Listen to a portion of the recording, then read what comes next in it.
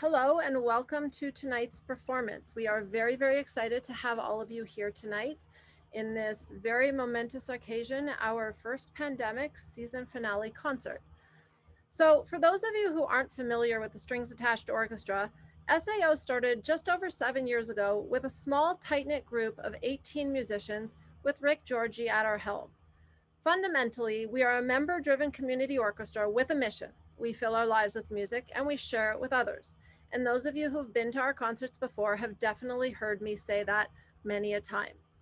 Our mission is very important to us, and we typically, in a normal year, play 6 to 8 community concerts in retirement homes or community centers. And we value the ability to do that because it really gives us a chance to share music with people who don't always have a chance to go out and hear live music.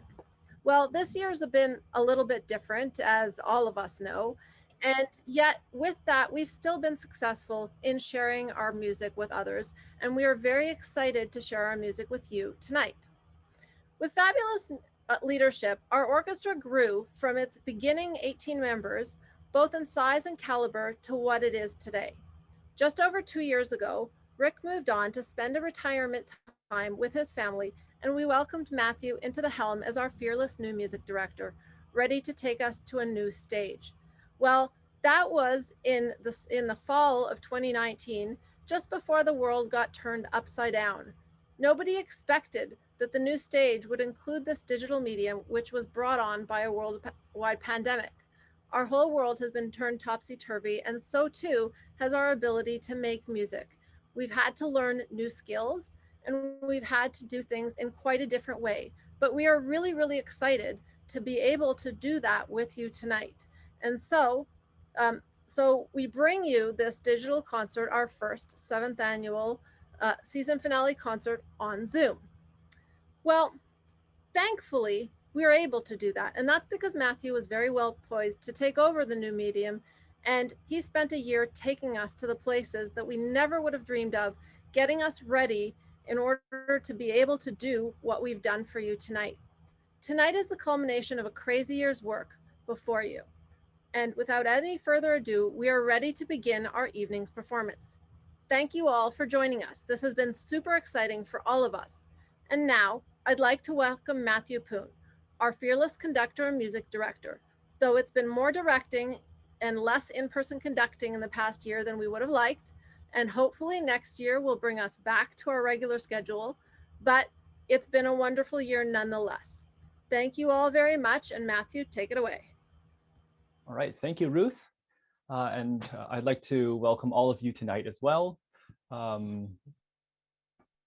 can see about 20, 24, 25 of you, but I trust that you're all doing well. Let me just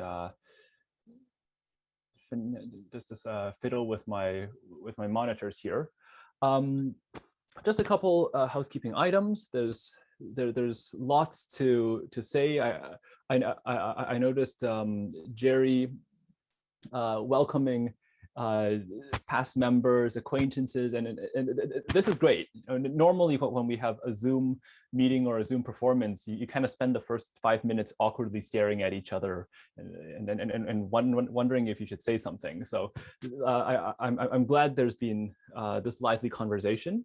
You'll have the opportunity to continue that during our 5-minute intermission, which will take place between Carrying You and Music for the Royal Fireworks. So that's not in your program book, but we will have those 5 minutes, run to the washroom, grab some more snacks, or refill your wine glasses. We will also have a time at the end to chat and to meet the musicians post-concert, so please feel free to stick around. And finally, I'm sure it's 2021. We've been through a year of this. You're all very familiar with Zoom, but just a couple pointers. First, please ensure that you remain muted during the performances, just so we don't hear bird squeaks or other things. So several of you I know are watching this from cottage country. You are, however, encouraged to participate throughout using the chat box. The nice thing about digital concerts is that you can actually keep on talking during the performances. So if you hear something and want to comment on it, go right ahead. And alternatively, at the bottom of your screen, you'll see reactions. I guess like one of these. There's one of those party things, and here's a thumbs up. You can make use of those as well if you so choose. Let's dive in right into the performances. We'll have our regular program, and then at the end we've got something special planned for you. So please stay for the entire thing. We begin with two very different pieces. The first one is titled "As Summer Was Just Beginning" by Larry Dane. And according to the composer, the title comes from a Greek epitaph lamenting the premature death of a young person. So Dane applied the sentiment to the British actor James Dean, who tragically died at the age of 24. But I also find that it describes our concert season. We were getting really hopeful last summer when COVID cases were dipping. But just as our seventh season was beginning, we're back in lockdown. So that's As Summer Was Just Beginning. To contrast this downer opening, we have the Libertango by Astor Piazzolla. This is probably one of the hardest things we did this term, but it features and pay attention to the groovy cellos throughout. Let's have a listen to these two pieces.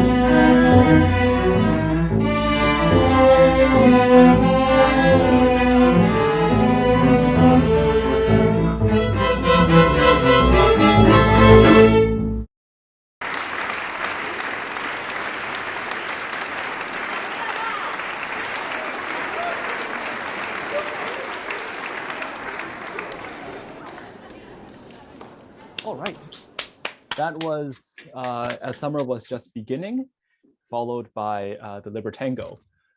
Two things that I forgot to mention before we started. One was that As Summer Was Just Beginning was actually the first piece the orchestra recorded back in, I think it was late January or early February. So that was kind of when we were figuring things out and trying to find out some best practices. So you'll hopefully be able to hear a progression as we kind of learned more and more. Godfather, the last piece on the program, is the last one we recorded. The other thing that I forgot to mention is that we had a dedicated division of the orchestra whose job it was. Well, they kind of took on the job by themselves to find funny jokes and cartoons. So that's what we're sharing with you tonight as well. Our next set takes us back to the 19th century with 3 pieces. First up, we have 2 movements from Edvard Grieg's Peer Gynt suite. In the play, actually, the music for the second movement, Ossa's Death, actually happens before the first, but for whatever reason, Grieg flipped them around when he created the suite. Morning Mood opens Act 4 of the play.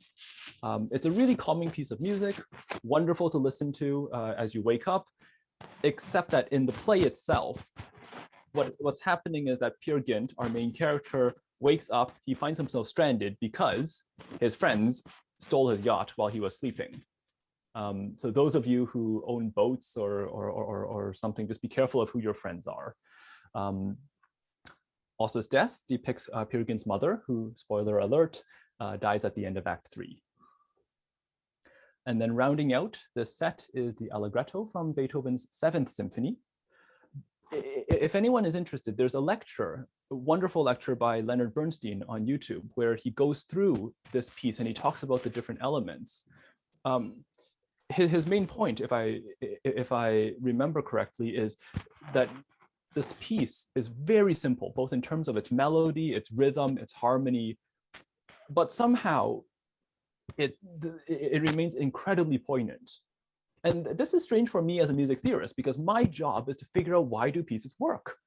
And in this piece, everything's so simple, but it still works so well. So I don't have answers for that. I only have questions. But maybe you can come up with some conclusions as you hear the Allegretto. So let's have a listen to Peer Gynt, followed by Beethoven's 7th.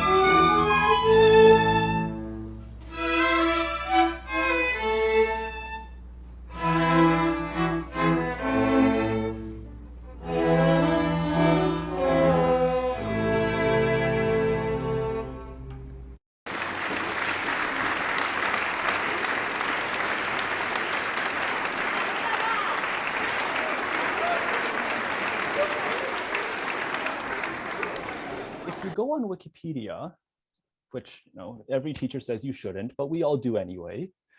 If you go on Wikipedia and you search up this piece, the Seventh Symphony, you'll read an account of Beethoven trying to conduct the premiere of this piece. In it, according to the accounts, there's all sorts of him crouching down or jumping up into the air or something. I'm pretty sure, as much as I'm sure Beethoven, was a musician who knew exactly what he was doing, I feel like if I tried that with the SAO, they would not be very happy with me. They might say something along the lines of, "Where's the downbeat?" or "We can't follow you," and they would actually probably be right. Luckily, the profession of conducting has gone a long way since Beethoven's days. At this point, I would like to introduce one of our cellists, Peter Grant. Peter is one of the few people who joined SAO after me.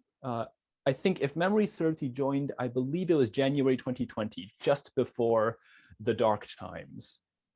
Tonight, Peter is giving us a rendition of Time to Say Goodbye.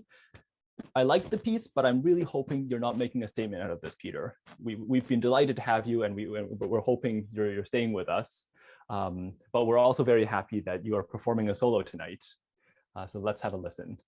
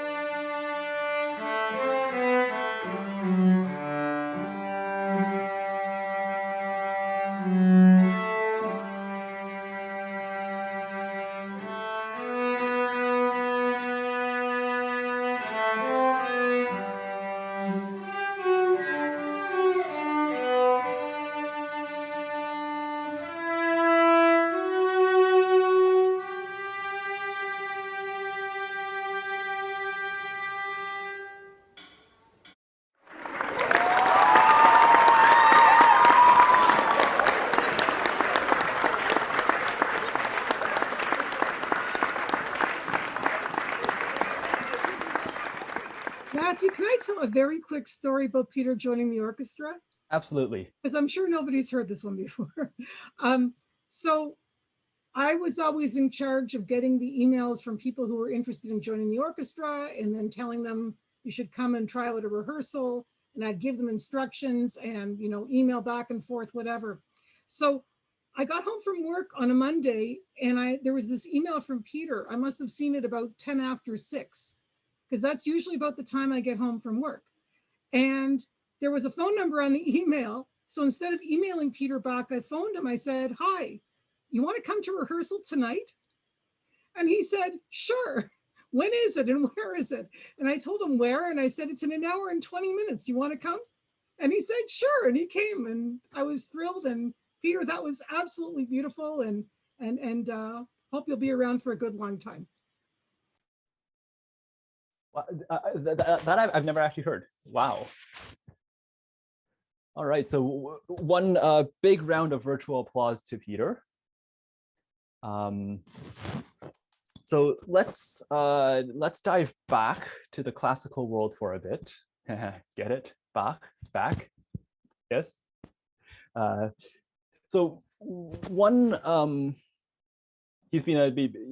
Bach has been a never-ending stream of musical puns, along with Chopin, Haydn, and other people. To tell you the truth, one never-ending headache faced by community orchestra music directors, probably anywhere, is what do we do with the violas?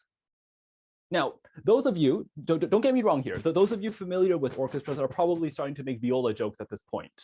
You know, like, what's the definition of a, anyway? Seriously though, in a lot of music, violas don't get all that much compared to the violins. And what might take the violins, say, an hour to rehearse, violas do it in about 20 minutes, and they're sitting bored for the other 40. So Mark Tullis stepped up, and he led the violas in 2 inventions by J.S. Bach. For those of you, especially for those of you who aren't pianists, inventions are 2-part pieces, meaning that you have 2 relatively autonomous parts. So left hand, right hand, typically, and I can play, you know, the left hand by itself, or I can play the right hand by itself, and you still get a reasonable sounding piece. This actually worked out well for our viola section, since you could just pair them off. Bach actually intended his 15 inventions as an introductory set. In his ideal world, if you were Bach's harpsichord student or something, you would learn these 15 pieces. Then he graduates you and you learn 15 more sinfonias, which are 3-part pieces. And then you learn his 2 books of the Well-Tempered Clavier. So by the time you end, you've learned 78 pieces. As you will hear, though, in a second, even these pieces aren't that easy. So big kudos, I think, to the violas for attempting not 1, but 2 of these pieces. Let's have a listen.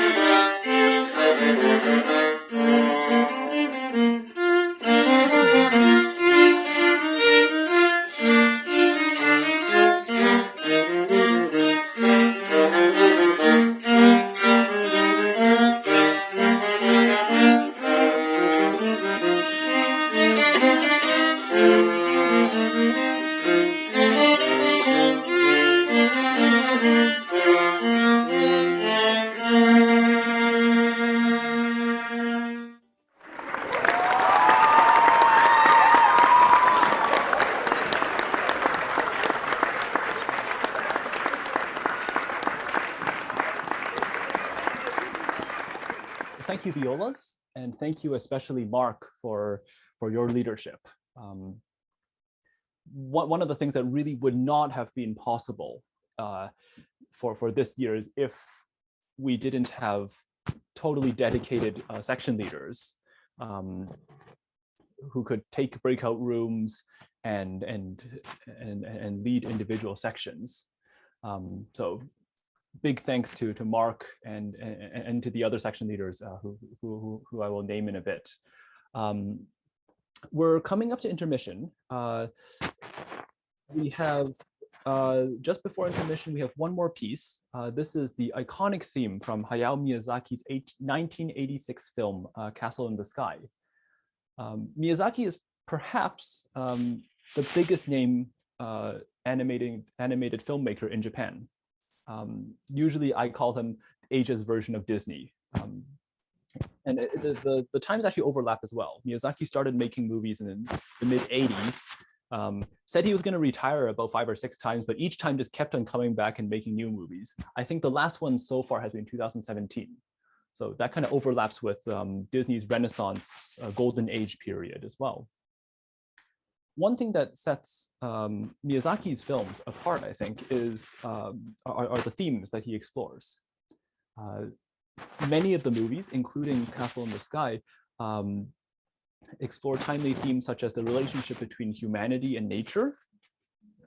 These are issues we're kind of facing right now.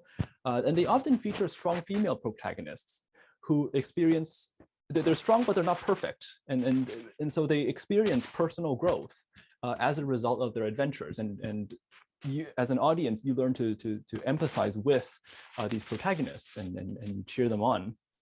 To me, this piece, Carrying You, mixes both the pathos and the heroism that's prominent in the film.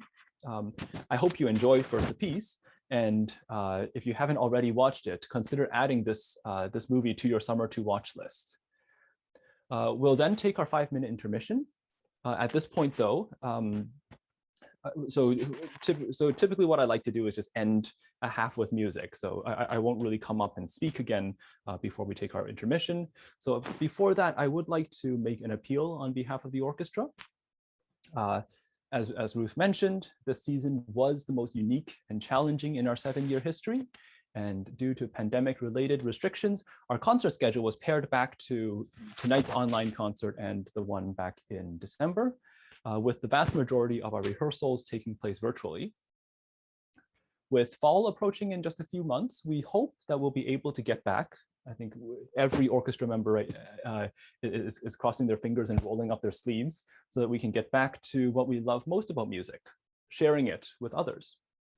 This includes a return to performing in-person concerts and bringing live music to audiences that would not be able to hear it otherwise.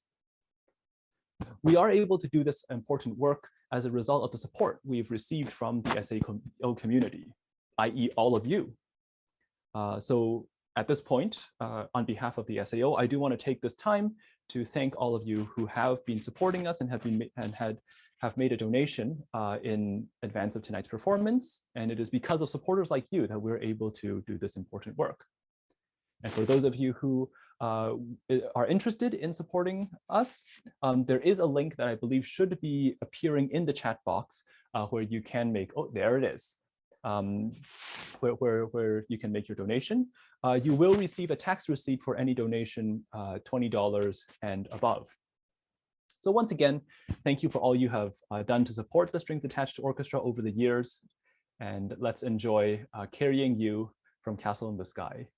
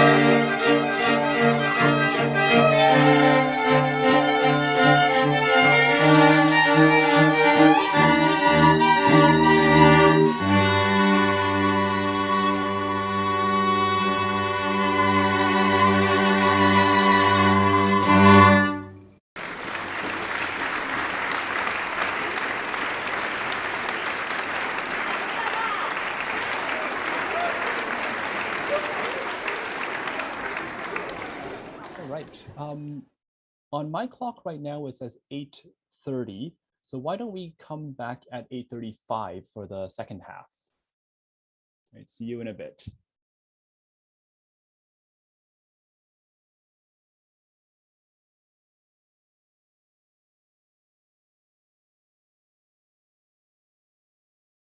Let's begin our second half.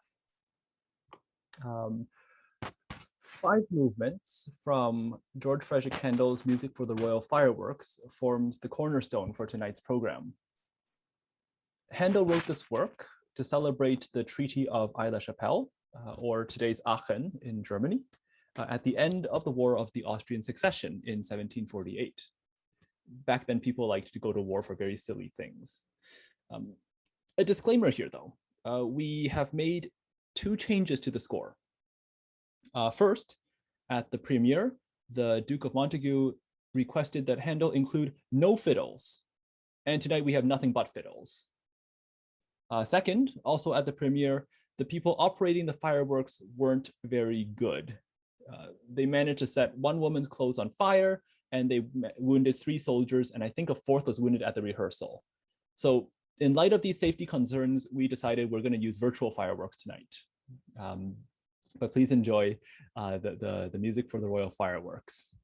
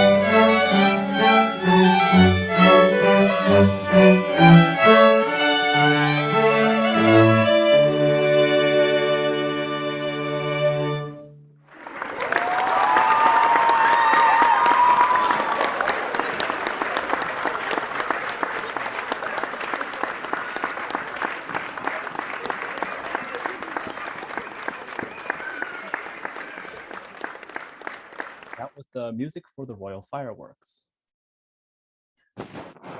One of the things that the Strings Attached Orchestra prides itself on is the close connection between the different facets of our community. On our website, actually, we just redid our website thanks to our administrator, Dan McKinnon. So do check it out if you haven't already. But on our website, at least on the old version, I don't remember whether it's still here, we had a section where if you came to our concert and you have a comment, you can leave one there. Obviously, we have the chat box tonight. One of the comments that we received after our December concert was that, if I remember correctly, we wanted to see more of that young man playing the weird piece on the cello. And again, we are an orchestra that listens. So back by popular demand, we have Neil Dixon, our principal cellist. He's playing the second movement of the suite, a sardana, which is a traditional dance from Catalonia. For the record, I never knew that a cello can go that high. Let's check it out.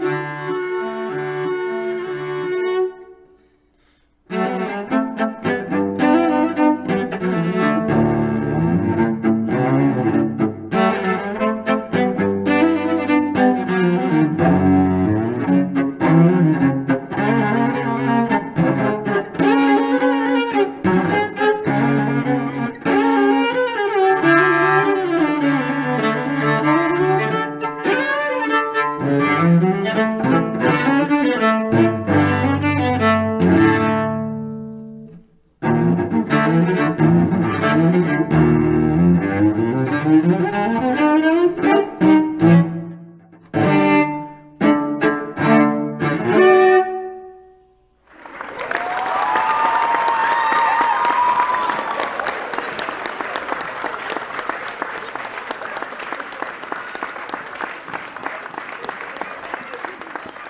job, Neil. I also did not know that hands can move that fast up and down a cello fingerboard. Our final set takes us to the movies, sort of. The first one's really a TV show, but last January, so typically I have a habit of asking for recommendations as I plan my season, and last January was no different. Danuta Wyant approached me and said, Star Trek. Now, I have to admit, I'm more of a Star Wars fan, but I remain open-minded. And I'm glad I did, because I was blown away by the wonderful music in Star Trek. This is especially true of The Inner Light, the first of the two pieces, which accompanies an episode of the same name. In that episode, Captain Picard experiences the final memories of a civilization that had long gone extinct. And when he wakes up, he realizes that he's able to play on his on this pan flute that he kind of recovered from that civilization, this song, and it is the song that that you will hear in a moment. By the way, this episode is something I would put onto your to watch list as well, but make sure you have tissues nearby. It's heart-wrenching. So we have The Inner Light, followed by the main theme from the motion picture for Star Trek. And then finally, for our last piece, we have The Godfather. Not much to say about that. I'll make you an offer you can't refuse. How's that? Let's have a listen to these three pieces, and then we'll have Ruth come back for some remarks.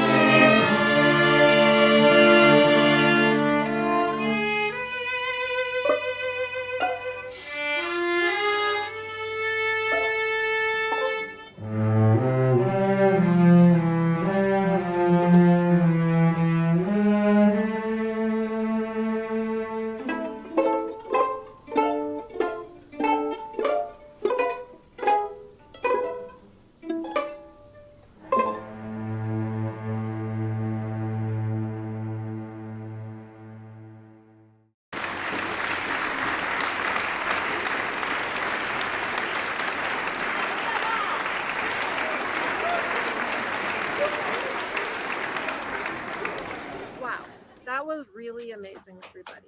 Applaud them. As you have all just seen, our members have spent the past months perfecting the skills of recording, and I've most definitely jumped into the deep end of the music video mixing business. Despite the COVID craziness and everything that's happening around us and the lockdown frustration, it has been a wonderful season, and our members have put their all into this hopefully very temporary newfangled way of playing music. At this point, I'd like to do two things.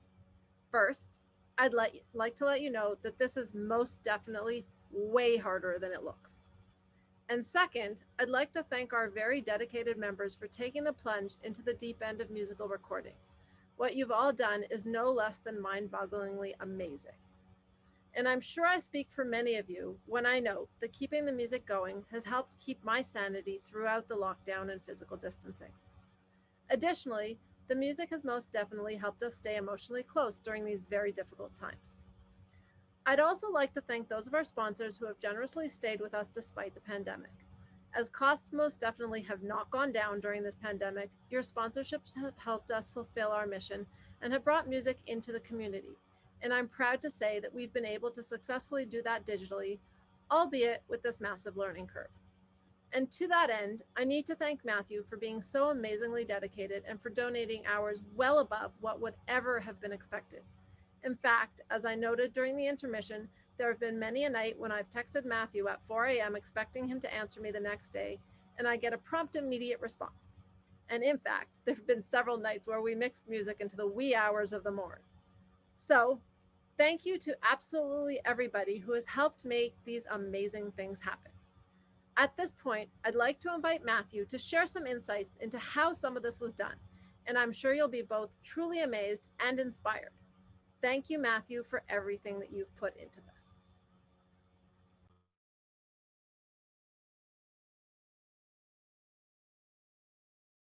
All right. Now for the, well, I mean, the previous bit was enjoyable, but this to me is the fun part. Let me just share my screen here. Okay, I'm gonna, this will do that. All right. Okay, does everyone see this, this behind the scenes? All right, so this gives you a little bit of a glimpse about everything that the orchestra has been doing since March 2020. I was actually feeling really proud of ourselves back in March 2020. One person we have not thanked yet is Ruth McLeod, who's a public health nurse, and she was guiding us through the initial stages of the pandemic and giving us all sorts of great advice. And I thought, probably like many people, that we were ready for anything that could possibly hit us.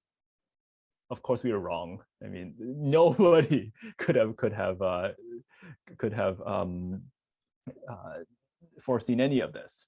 So again, nobody thought that we would still be like this 15 months later.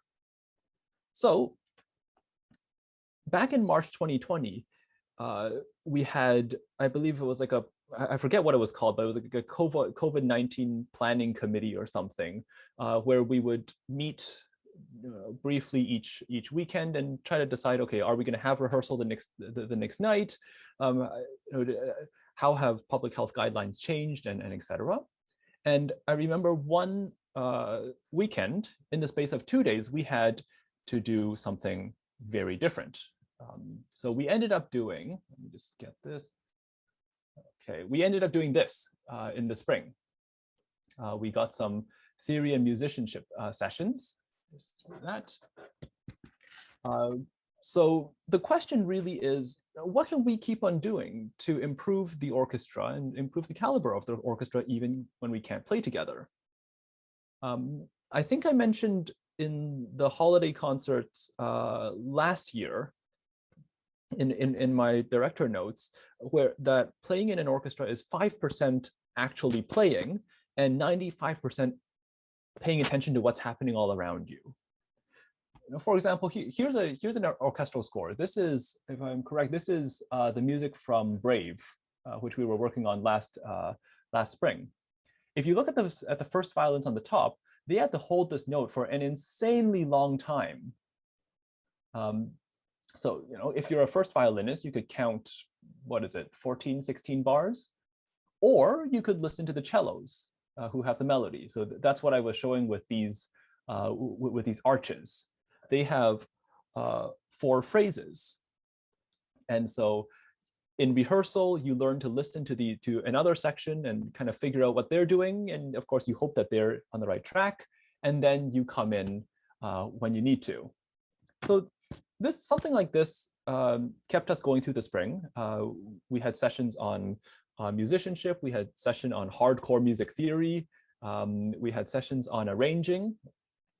But we couldn't keep doing this for a whole year. I mean, this was a nice stopgap measure.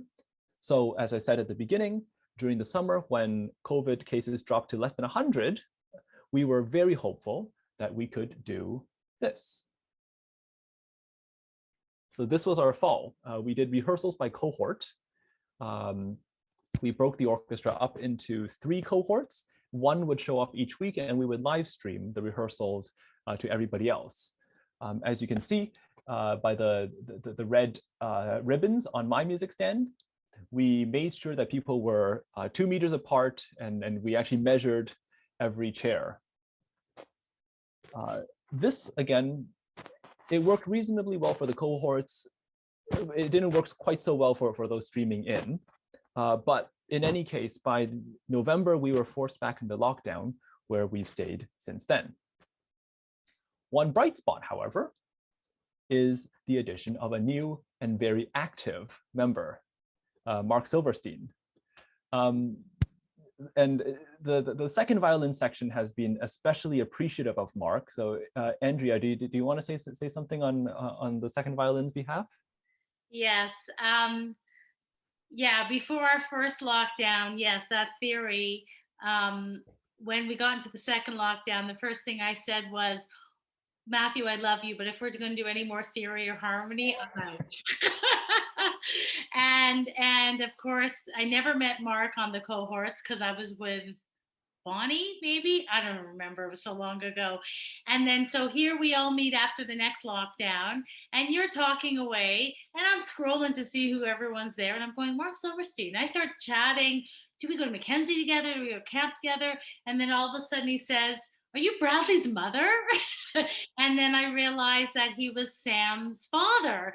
And Sam and Bradley 10 years ago not only went to camp, but we hosted Sam for the out-of-town kids, because I think they lived in London, Mark, and no, Bradley's nodding no. And we hosted Sam, and he was so lovely. And so I was so excited to be with Mark.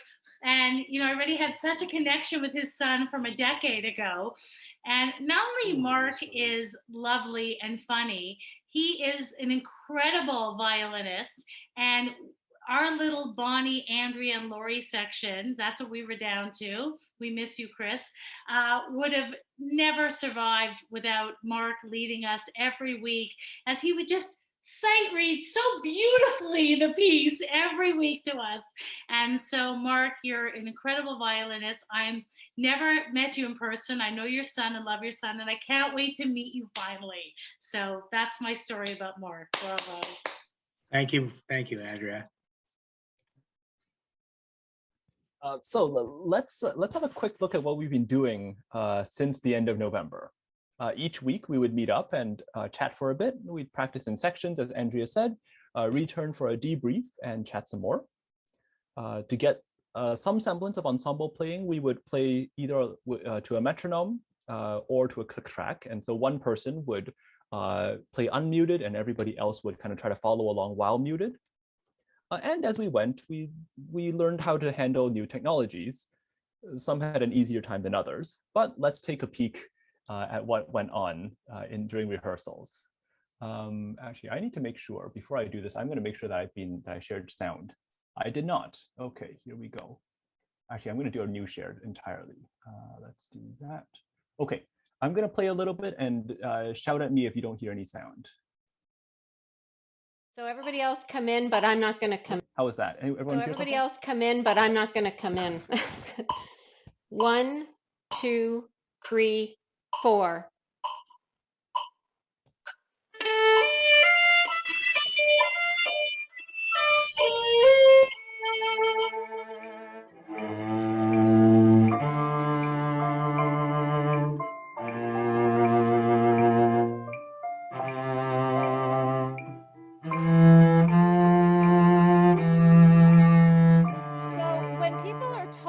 If you have a poor bandwidth on your internet, then the computer can kind of cheat on the bandwidth and make some guesses as to what's happening.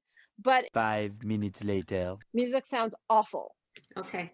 That is an excellent description of The second violins only did Godfather. What did the other sections do? The violas were very. Whoops. Well, I guess that's the end of that. So we ran into technological issues, like probably everybody else did during this time. Each person, after these rehearsals, each person recorded separately, and as you can see with this graphic, some had a harder time, and some slightly easier time. Mark, do you want to comment on this process? Don't forget to unmute yourself. I'm unmuted now. Okay, Yes. thank you. Thank you, Andrea, for those kind words. And as you've already heard, I am the newest SAO member, and of course, the only one crazy enough to join the orchestra in a pandemic. But that's me. Anyway, well, I was very happy to be part of such a wonderful group of musicians, especially my colleagues in the second violins. But the idea of recording almost did me in. It really did. I thought I was doing okay for the winter holiday concert. You know, I recorded all the things, and then after it was all done, it was pointed out to me, I think by Rhonda maybe, that I had done it all backwards. So really, it was a mirror image. I used the wrong side of my phone. Yeah, that's my technological prowess. What can I say? So starting in January, I made a New Year's resolution to try and record properly. And then the fun really began. Try as I might, I couldn't get the angle right and the distance right. And when I finally decided to record from a larger distance, so that more of me would appear in the video, I was tripping over stuff, getting to and from the camera. And then sometimes the recording would just randomly stop in the middle of the playing, and then I'd have to start again. Anyway, so it was very frustrating. The playing I loved, the recording was not so much, but it's a good thing I was vigilant in making sure only my best efforts were submitted to Ruth L. Otherwise, some of my less than lovely comments would not have been appreciated. As I mentioned, and actually ranted. I have to interrupt. Mark made the funniest comments at the end of each and every one of his videos, and I really hope Matthew added some of them into the bloopers. It was always a pleasure to listen. Yeah, well, that's true. Anyway, as I ranted a lot, unfortunately, I tried to, contain myself, but it was just getting to me. And sorry to my fellow musicians about that. It wasn't the playing, it was the recording, which put me in a completely different headspace, because the technology demands were so stressful, and particularly the pressure to get it perfect, or to try and get it perfect. And those of us who are really want to do well found that it just killed me. But anyway, having said all of that, I'm glad to say I came out of it with my sanity relatively intact, as far as I have any to begin with, and I guess there was some learning on my part as well. However, having said all that, I really, really look forward to getting back together to the traditional old school way, which actually allows people to play together at the same time without requiring all that technical wizardry. I agree with you completely. I'm hoping we're all lining up for our second shot so we can make this possible. Please. The performance you heard tonight is the result of months and months, as Mark said, of work, as you can see in this schedule. So pretty much we were recording almost, I think, every 2 or 3 weeks, which is probably the busiest recording schedule I have seen in any community orchestra. They might do like 2 recordings or something, and we did more than I can count here. So again, kudos to every musician. Next, after recording, the music goes into post-production. My estimate is that Ruth and I spent about 40 hours all told. Again, sometimes at 2, 3, 4 a.m. just kind of going through this. Ruth, you've already mentioned some stuff. Do you have any more comments to this process? So first of all, I have to tell you that, as I mentioned before, this is most definitely harder than it looks. So You know, first we had everybody playing, and you wouldn't believe how much you have to listen to that click track, and you wouldn't believe how many click tracks Matthew made us, with one part, the other part, all the parts together, playing everything on piano all at once. We couldn't have done it without that. But once we had that, we had to line each of these up. And you know, you get the funniest you get the funniest listening experience if they don't line up just right. And then you have the people who go quickly in the beginning and then somehow miss a beat, and then you have to start trimming and moving to make sure it all lines up. And thankfully we didn't have to do too much of that, but it's really, really amazing how this all comes together. And we played these a couple of times at different stages for the orchestra, and I just want to say thank you to everybody for actually doing the work and listening to my crazy ideas. You know, we had this all planned out, and you know, in the fall we thought, okay, we'll make a concert out of performances that we record with our cohorts. And you know, then came the lockdown, and goodbye cohorts, goodbye playing with groups, and you know, hello crazy idea of recording. And you know, everybody's grown a huge amount, and it's amazing what everybody's learned to do, but it's really amazing what you have to do with the software. And you know, Matthew could listen to me play something, and I would try my best to line it all up, and Matthew would say, oh, the violas need to be 3 clicks to the right, and he was always right. So it's really amazing, and it's a team effort. So thank you, Matthew. And here's a nice little insight to some of what we all did together. And by the way, you can see up at the right-hand corner of that, my children would walk in constantly and listen and sort of sit there and say, oh, what you doing now, Mom? Can I do this? Can I mix this? Can I help you? And it would be really funny. It would be like, no, we just need to get this done. Me and Matthew, thanks, but just listen. So anyways, this is tonight's performance is the culmination of all the work that went into this, and it was fun, and I hope not to do it again next year. I agree. So along the way, we discovered new ways of rehearsing, or new things we could do during our rehearsals. If memory serves, I think this was probably in about February or March 2021, I called a 5-minute break. And Andrea, just being who she is, she jumped up and told everyone, we're going to start stretching. And so began this tradition. We can dance if you want, Marshall. Everyone can salsa. Okay, take a breath in and down. Well, we have Libertango. We can dance to that. Open your legs wider than your hips, and up and down. In through your nose, out through your nose or mouth. And let's come up, and let's drop one arm and reach over. Inhale. And then I want you to twist at your waist and reach both arms out. As I kept on telling Andrea, this was my weekly exercise. And not only did we have new discoveries, we also had new acquisitions. We can dance if you want, Mark. Nope, I don't want to hear this. I mean, I could hear this again, but we do need to move on. There we go. We began to share in each other's lives. This is a picture of Kathy holding up her new acquisitions. How are they doing right now, Kathy? Well, one thing that's really funny is I had to miss the first half of the year. I only joined back with the orchestra in January, and I started putting seeds, tomato seeds, because I have a nice south view. And this is how big it is right now for one.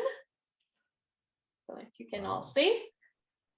And I'm happy to report that is actually the first red tomato. It is ripe as of this week. So it's like the fruit of a labor. Wow. We measure SAO's successes based on the size of Kathy's tomato plants. Yes.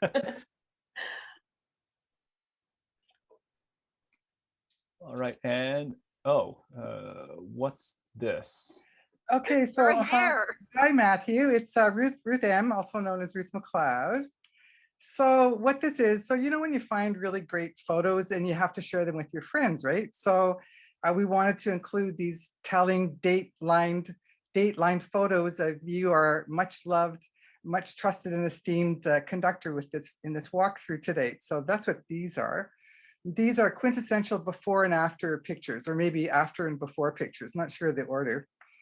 But so Matthew, you know that as the weeks went on, we, the orchestra members, could clock the passage of time in this, our 7th season, through your ever evolving hairstyle. And the longer your hair grew, the further into our season we knew we were headed. So we know you stood in solidarity with the music and arts community during the 15+ months of this pandemic, missing the experience of live performances like concerts and recitals. But judging from your expression in the June photo on the right, it would seem that you are also definitely missing the barber shop / hair salon experience, as did so many amongst us. So what say you, Matthew? What say you? I'm definitely missing the barber, and I'm desperately waiting for step 2. Although, for whatever reason, somebody looks happy even with long hair, and I have no idea how. So Neil seems to be able to live with long hair, and I'm intensely jealous of him. So this is what went on throughout this year. As one final surprise, I would like to play this for you.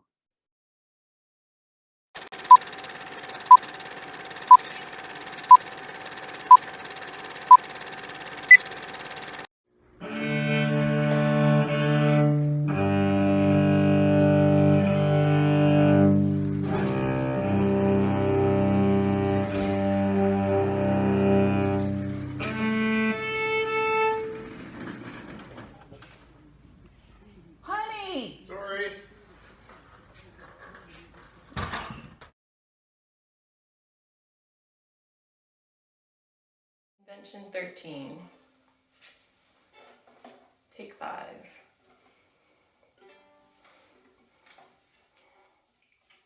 Clap, clap, clap, clap.